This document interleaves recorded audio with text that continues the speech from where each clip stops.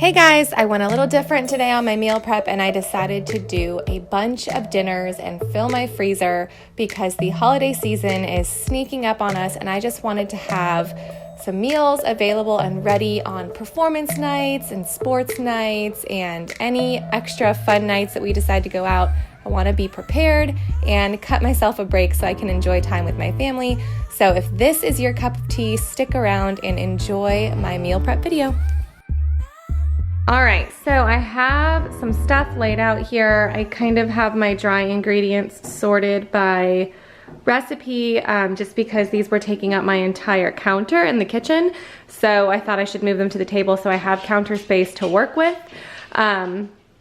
So yeah, I've got the stuff, the dry ingredients for some ham and cheese sliders, the pumpkin pies. I need to get started with the potatoes because it's the task I'm least wanting to do. You know, everything, you'll see everything, it's all here. So yeah, I think I'm gonna start, that's gonna be a little hot. I do need to blanch these. I'll start with the chicken recipe, blanch these, get at least, you know, a few dishes done. That'll make me feel like I'm making progress. And then I'll make the meatloaves and the mashed potatoes because those are the ones that are just time consuming but will have a big payoff because otherwise I wouldn't make them during the week because it's just, I don't know. I'm kind of a lazy cook during the week.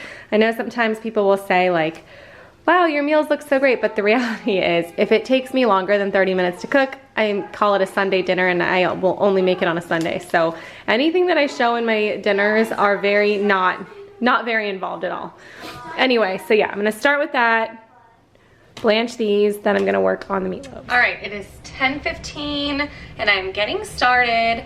I have some water boiling here. I'm gonna blanch the little potatoes and then I've got an ice bath. I've got to add more ice. I didn't add enough, so I'm gonna blanch them. They're mini potatoes, just gonna do it 3 minutes, put them in the ice bath and then probably reuse the same water to blanch some carrots. And I'm gonna start making that herb roasted chicken.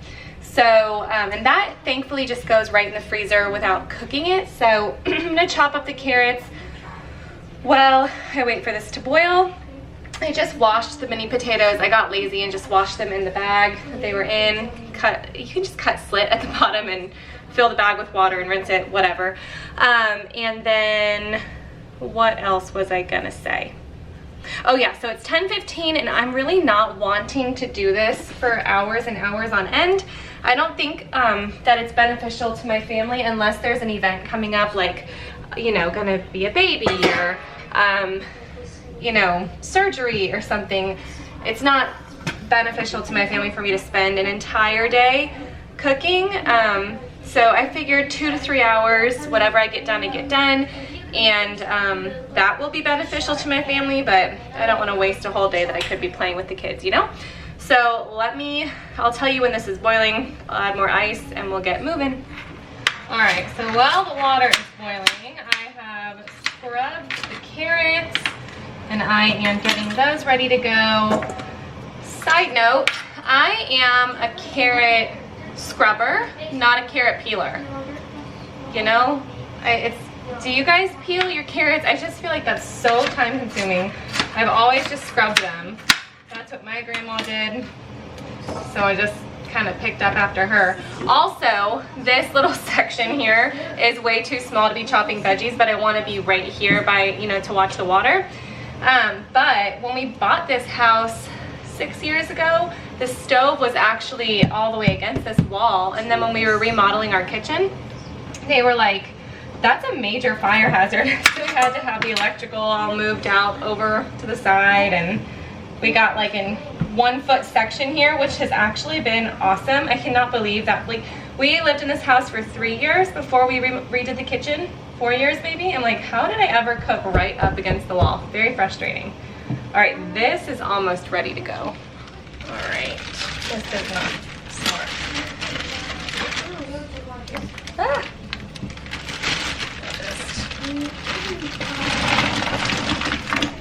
There we go.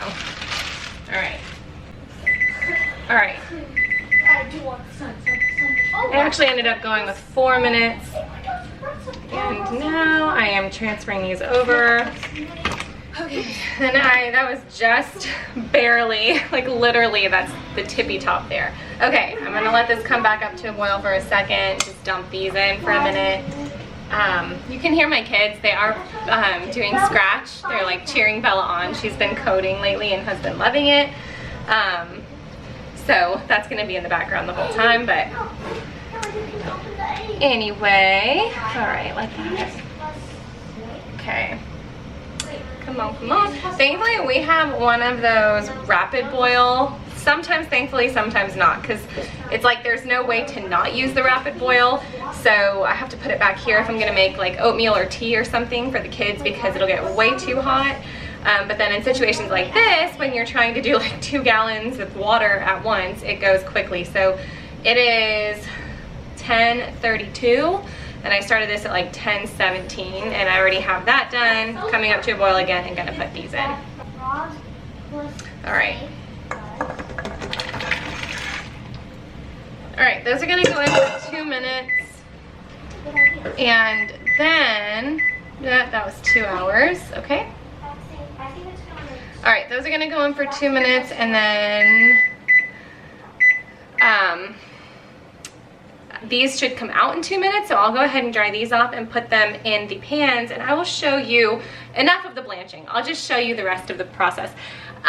People ask me all the time, hello, no, I'm not gonna make it. People ask me all the time to do cook with me videos, but this angle is just so awkward and hard to deal with, so I'd rather show you like my point of view, except when I'm cooking on the stove, because then I can't do that one-handed. So enough with this angle. All right, so for this recipe, thankfully, Greenwise chicken drumsticks were BOGO at Publix this week. So I grabbed a lot of those. I'm making a couple of pans of this for my family, and then a couple of pans of this for my mom and dad and grandfather. So I have enough, I think maybe 2 large pans for me and then 2 smaller pans for them. Then you're just gonna need olive oil and then garlic, onion, salt, pepper, and Italian seasoning, and then the potatoes and carrots. So I'm gonna assemble these now.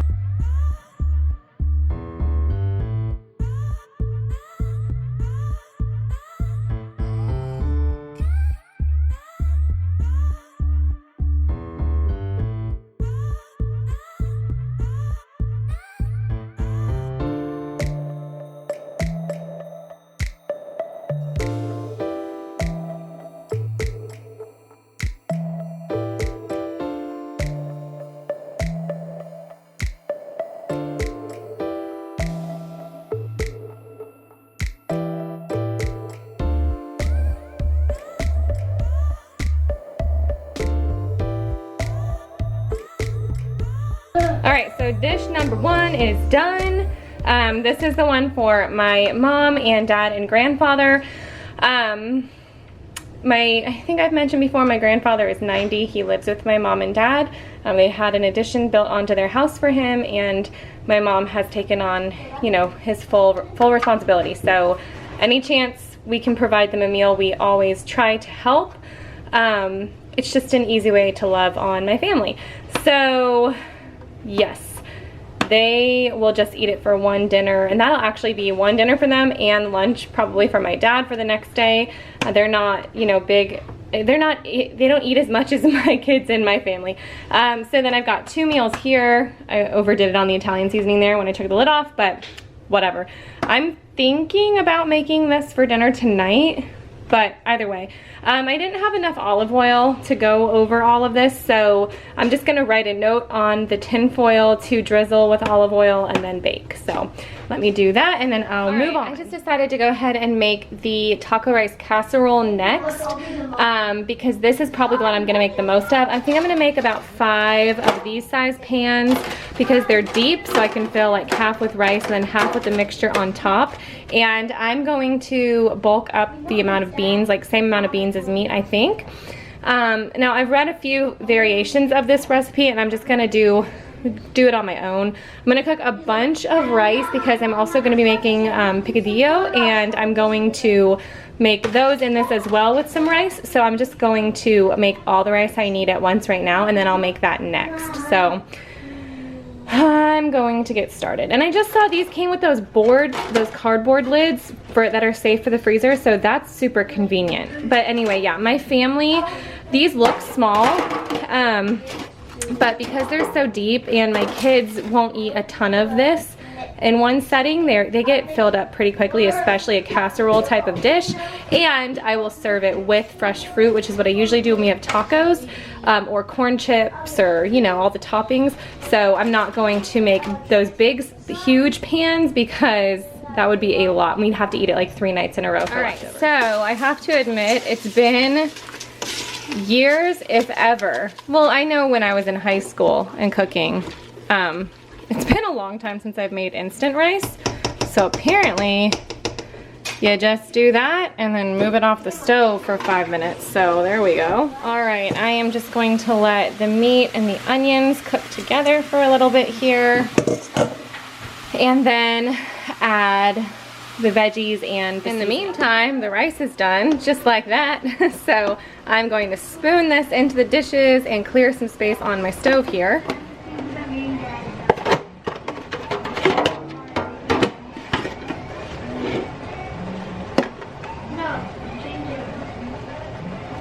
Okay, you guys are not allowed to just explore on the internet.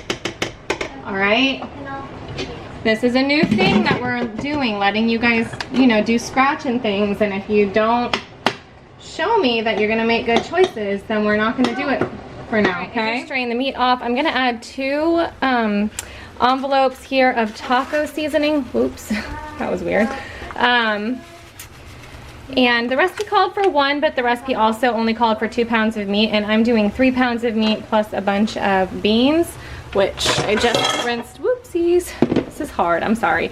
I rinsed some organic black beans there. Then I'm going to add 2 cups of corn, or all of it. 2 cans of Rotel. Do you guys cook like me? I just like shove as much into a pan as possible. I promise it'll all fit when I stir it around. Am I missing anything? I think that's all I'm supposed to add into there. All right, let me stir this around. I need 2 hands. This is just perfect in the pan here. I actually ended up, it looked kind of dry to me, and I definitely needed to add that last packet of taco seasoning.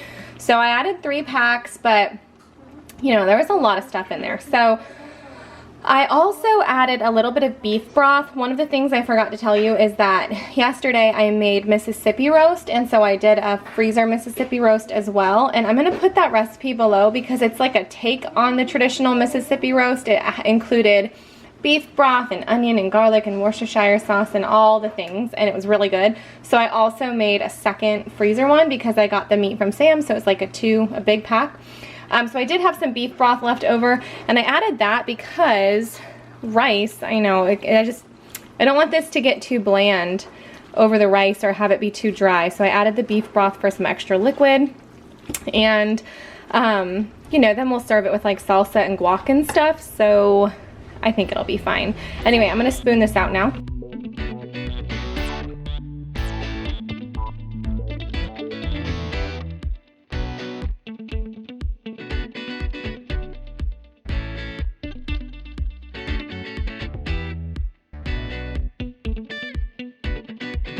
Okay, now I know I've pre-warned you guys before that I'm a really messy cook, so that's the disclaimer. But I am cooking the onions for the picadillo in the pan with, you know, the remnants of that taco seasoning, which is fine because you got some similar flavors going in.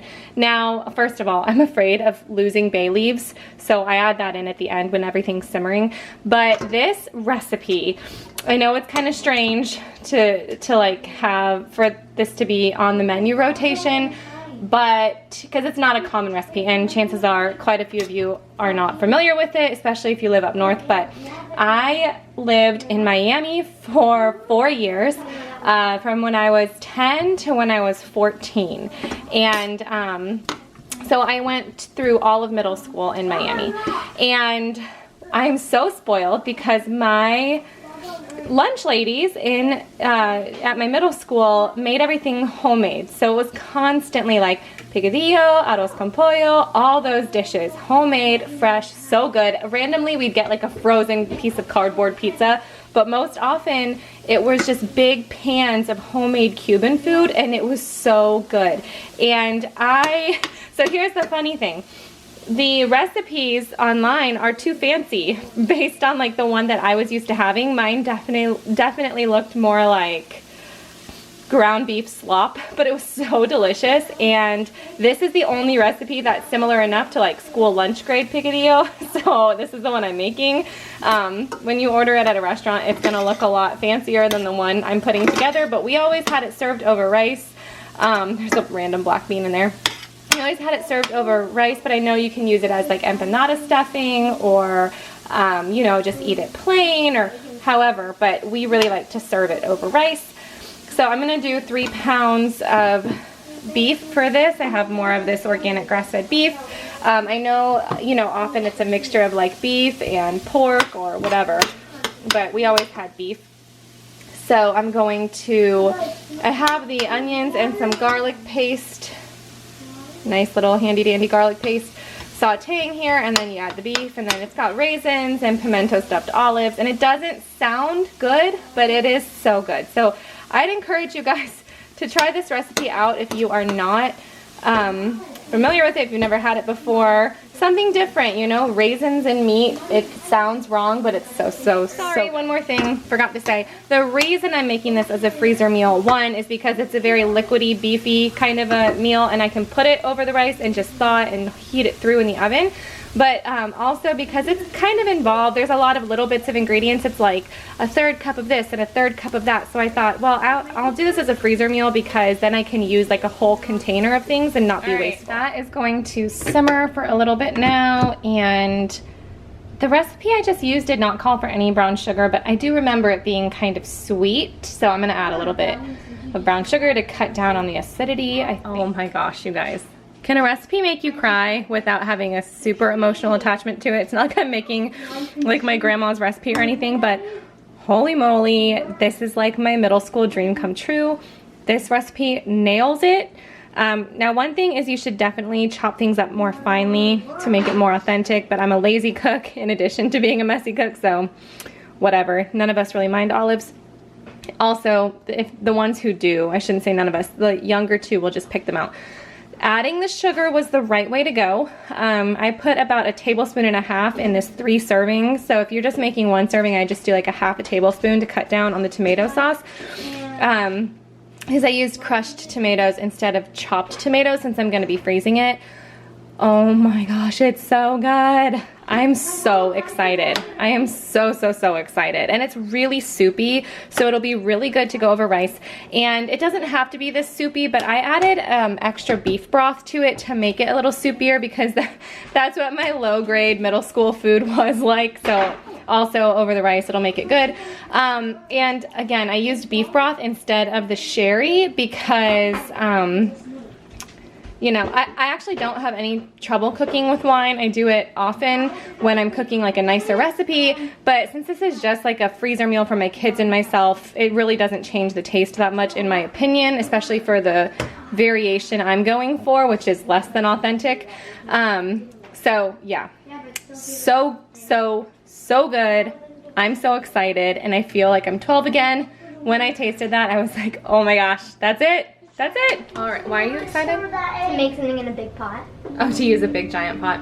All right, so we have got 5 taco rice casseroles and 3 of the picadillo.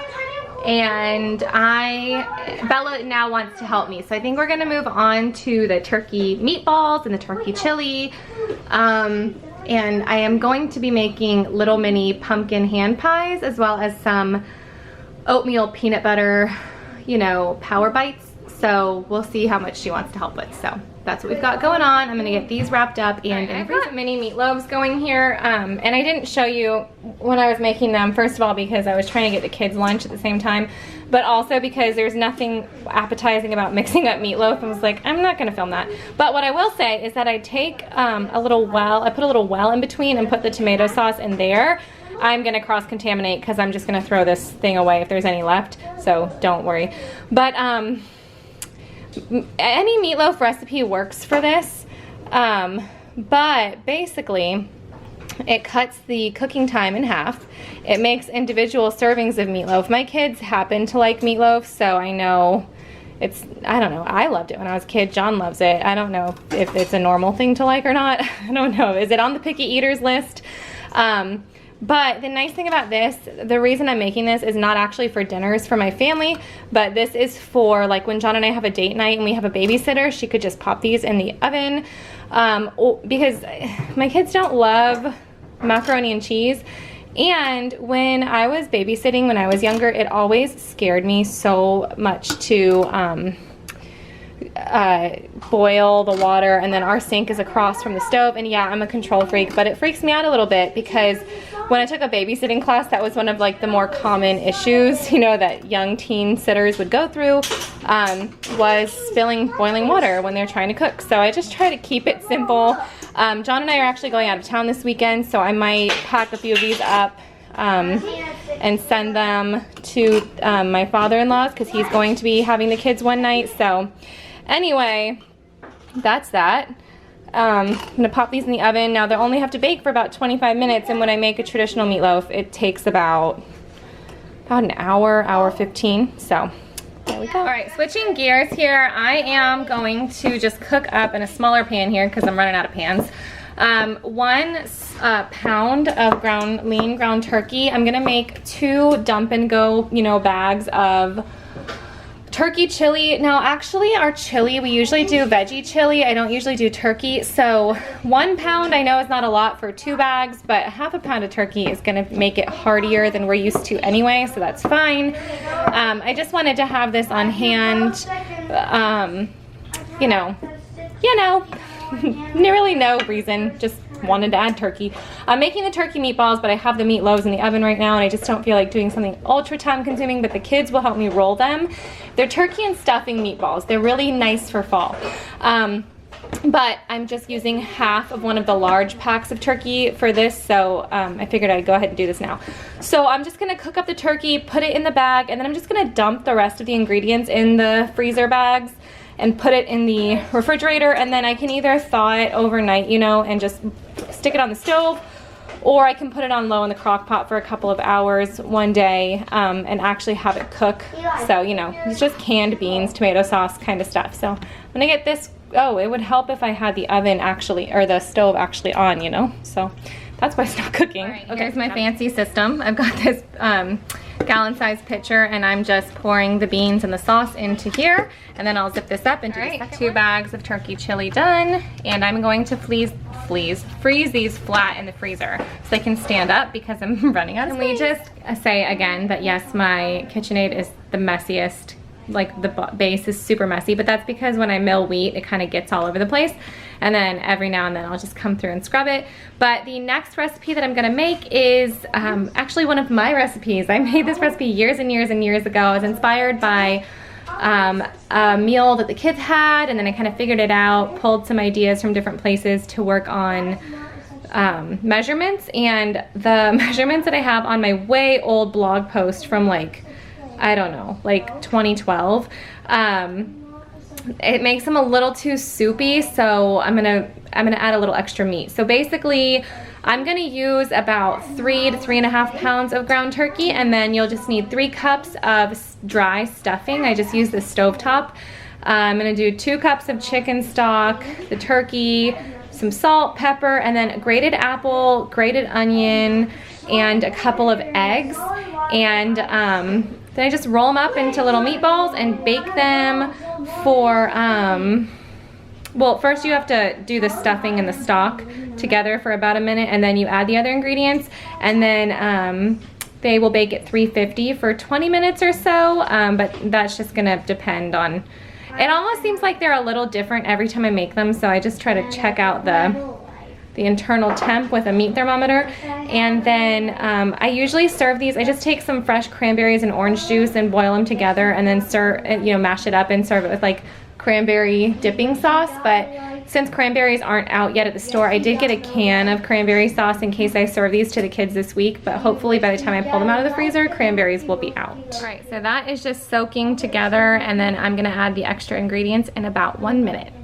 You don't want it to be like saturated, just a little bit soaked. So I used both packets of this, so it was more like 4 or 5 cups of stuffing, and then, well, probably 4, definitely not 5, but the one was not 3. And then I just used about 1.5 cups of the chicken broth. We'll see how that goes. I've got 60 here, and I still have about 1/2 of a bowl here, so I'm gonna make 120. These are really good this time of year. If you're going to like a pre-Thanksgiving, like a preschool Thanksgiving party, or like a class party or a potluck, I know I make these every time that we do cranberry Thanksgiving with our friends. Every time we read that book and row through it together. They're fun. They're all the flavors of Thanksgiving. You definitely get the stuffing and the onion and the celery, if you do celery in there, the turkey, and then dipping it in the cranberry. It's really good. And it's a nice way to do like a fun Thanksgiving treat before Thanksgiving. Also, if you happen to be hosting Thanksgiving or going to Thanksgiving and there are like toddlers or young kids who don't like turkey, these little turkey meatballs are really great. All right, now I'm gonna do the thing I most do not wanna do. I should have done this at the beginning, and that is mashed potatoes. Now, there's different ways to freeze mashed potatoes once they're fully cooked, and one of the ways is to use an ice cream scoop, scoop it onto a pan, freeze it as individual little scoops of mashed potatoes, and then throw those into a bag. Then you can pull them out like single servings, warm them up, and just mash them up. But I really don't have, first of all, I don't have much space to do that right now, but also any meal that I serve mashed potatoes with is a larger family meal. I'm not going to be serving them with those mini meatloaves really.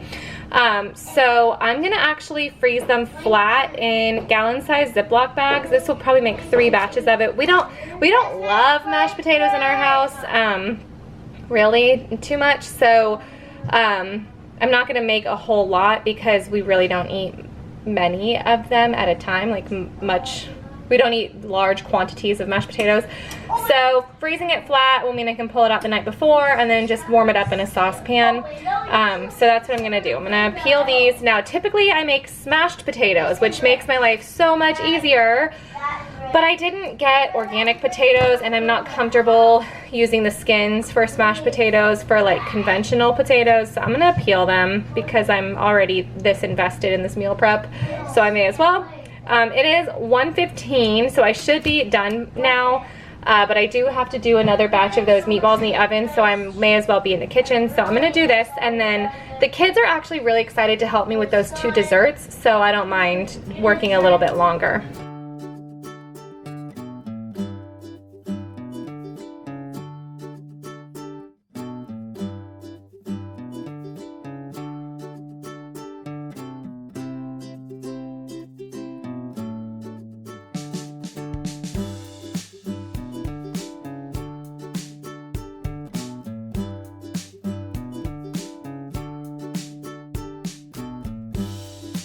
Okay, so my meatballs are beeping, but I forgot to show you when these came out. I'm just letting them cool, and then I have to put these in a gallon-sized bag and freeze them flat as well. My whole cookie sheets or cupcake tins, whatever, probably won't fit in my freezer because I have the side-by-side freezer. I don't know why we made that choice when we went to get a new freezer. Something about it made me want it, but I can't remember anymore. I do love it, but it is a little frustrating when it comes to, like, I used to freeze my cookie sheets in the freezer and then pull them out and bake, you know. Right, lost my camera for a little bit, but all is well. These came out. I'm letting them cool. Bella wants to, ow, dang it, it's still hot. Bella wants to make the next round of meatballs, so I'm gonna have her do that, but I need these pans, obviously, to cool down some more before I'm gonna let her do that, because she's got some of her mama in her, so she will lean into the pans when she's trying to show stuff. So now the problem that I'm gonna have with these is that, again, I can't put these in the freezer to freeze like this, so I'm gonna have to put them in layers in a Ziploc bag with like wax paper or parchment on top and then a second layer. I didn't want to have to do that. I was hoping to like flash freeze them and then just throw them in a bag, like a gallon-sized bag, you know, but little freezer problems. So while I wait for things to cool down, I was just gonna assemble these. Now my plan was to make 2 of these together, or maybe split them up into 3 pans, but I didn't realize that these were so small when I ordered them. So they're actually gonna fit into 2 of these, which is perfect because my kids don't actually love these ham and cheese sliders. So you'll see how I'm gonna modify them. These are really squished in there, but I like this idea better. So I'll just be cutting it up, and the first one will be hard to get out, but after that, it makes more sense to make it into 2. So what I do when I make these so that they don't like slide together when you're pulling them apart is I kind of eyeball where I think each individual sandwich is. I can't tell because I sliced them all together, but general area. The cheese will be fine, so I'll just put the cheese over, this is Swiss cheese, over about every 4 like that. And then what I'm gonna do, because the reason my kids don't like these sandwiches is the butter sauce that you make over top. It's got like onion and mustard, and my kids don't like that, even though that's the reason I really like it. But what I'm gonna do instead is I'm just gonna slice up some butter and put it on top, and then I'm gonna freeze it like that. Maybe some butter and a little bit of minced onion, or you know, something like that. But then it will still bake and like soak in the way it's supposed to, although it shouldn't make the bottom super soggy, which I don't like. It'll still be flavorful. It's easy to freeze because it's not sitting in the liquid forever. But, you know, maybe they'll like it better that way. So that's I'm gonna put some poppy seed on the one going to my parents' house because my mom cannot do anything with onions, which the taco casserole, she told me she didn't want. She doesn't really do spicy food. So I put the onions in there for my, my grandpa and my dad. And then the chicken and roast potato dish that I did, I omitted the onion in that one. So I kind of put that one off to the side. So I'm gonna do minced onion on ours, and then I'm gonna put poppy seed on theirs, and she'll put some onion over half of it when she's cooking it for the other people in her house. But I love the poppy seed, but my kids don't like it. And also that makes it easy for me to identify when I'm splitting up these meals. So there we go. So like I said, the butter sauce is what you usually make. Like, it's got like mustard, the butter, some Worcestershire sauce. Don't make fun of me for how I say that. I'm pretty confident in that pronunciation, so I'm not gonna change it. I listen to enough Food Network in my life to choose the variation of my liking. And then it's got minced onion in it, all that, and then you pour it on top, right, and like let it sit for 30 minutes before you bake it. So since it's going in the freezer, I didn't want the bread to soak in that butter sauce. I just think it would make it so soggy. I feel like it's soggy already. I usually cut down on the butter. So each one of these have a half a stick of butter. I sliced them kind of thin. Some of them are kind of thicker. My hope is that, these can just go straight in the oven from the freezer, and then as the butter melts, it'll keep it moist, and it'll make the tops golden, but it won't soak down and just like saturate the bottom. So we'll see. This is my experiment. All right, Bella is doing this round of meatballs, and so far so good. And my mashed potatoes are done now. I'm just waiting for them to cool down. And then this is my meatball mess, and my camera's dying, so I'm gonna charge it for a little bit. But we're gonna figure out how to freeze these little suckers as soon as the next ones come out. All right, I have my handy dandy lemonade cup there, lemonade pour, what, oh my gosh, pitcher. Wow, it's been a long day. I haven't eaten lunch yet too. I've just been like taste testing everything. Also, I want to know, I'm gonna put a poll up here if they still let me do polls here. They change everything all the time on YouTube. Would you guys count this as your workout?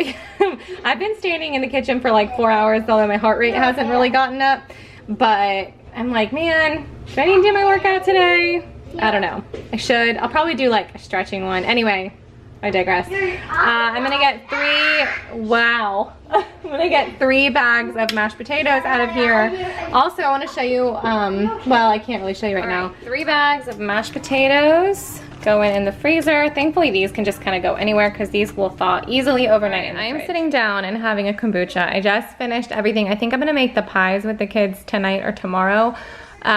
Because it's kind of involved, and I need to see how much freezer space I'm gonna have left but I will show you. You'll see it in a couple minutes whenever I decide to do it. And I just wanted to show you, look at my fancy cooking shoes. Whenever I'm standing in the kitchen for a long period of time, I'll just wear like slides like this to make, because I have one of those cushion mats in my kitchen, but I'm walking all over the kitchen. So I'm gonna have this, and then I'm going to start cleaning up. All right, here is my disorganized filled freezer. I did have to rearrange quite a few things to make this happen, but I have the 2 bags of chili right here. I had to take some bread out and put it in my fridge, and then I had to move ice cream around, and my kids had to finish a carton of ice cream too.